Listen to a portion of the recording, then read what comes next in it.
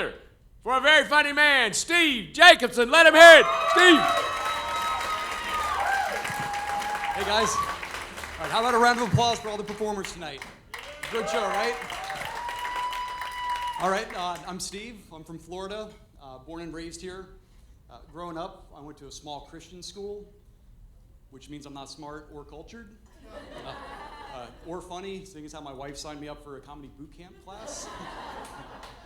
I guess it's unfair to blame me being uncultured on my education, although I still get Jane Austen and Jane Goodall confused. And I recently just found out that cotillion is not a Jewish holiday.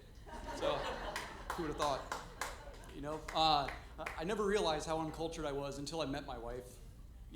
I love my wife to death, but I don't know why she married me. She's so much more sophisticated than I am. It's incredible. Like, we're from two completely different worlds. For instance, she grew up in Northern Virginia in a multicultural melting pot outside of Washington, D.C. I grew up in Bradenton. Right? At our wedding, her side of the aisle looked like the UN. Mine looked like Duck Dynasty. She's traveled all over the world. She's made friends in different countries that she still talks to this day. I can count on one hand how many states I've been to. So yeah, I'm not well traveled. I'm almost 40 and I've never seen snow.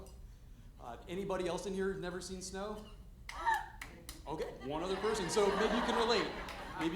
A couple weeks ago when there was a blizzard that hit North Florida, I got really excited, the chance to see snow.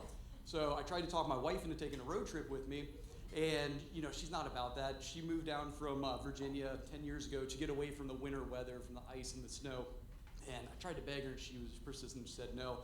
She didn't want to drive 6 hours to see 8 inches of snow. So here's the thing, I was conflicted. Have you ever won and lost at the same time? Like, okay, so I lost the opportunity to see snow for the first time, right? But if she thinks that's 8 inches, like, I'm not going to correct her, so I'll take that win any day. Yeah, so my wife and I are very different people. She's a veterinarian. She owns her own practice. I'm in real estate, which means I'll be bartending again real soon. Her idea of a fun night out is a nice bottle of wine and the opera or a ballet. My idea of a fun night out is a bag of mushrooms and a Led Zeppelin tribute band. So we're pretty different. Despite all the differences, she still wants to have kids with me for some reason. So, and we've been trying for a while, been unsuccessful. We're getting up there in age, so we realize we have to start looking at our options. So, she's smart, she understands science and biology, so she's researching IVF.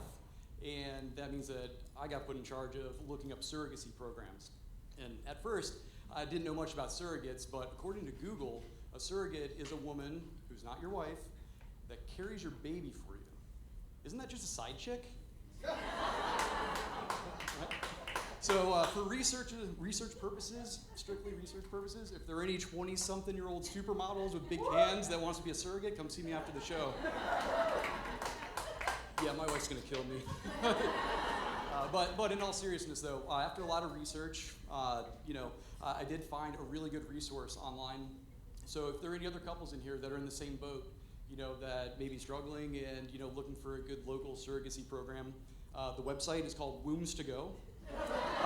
They've got interest-free financing for 9 months and free delivery. Thank you.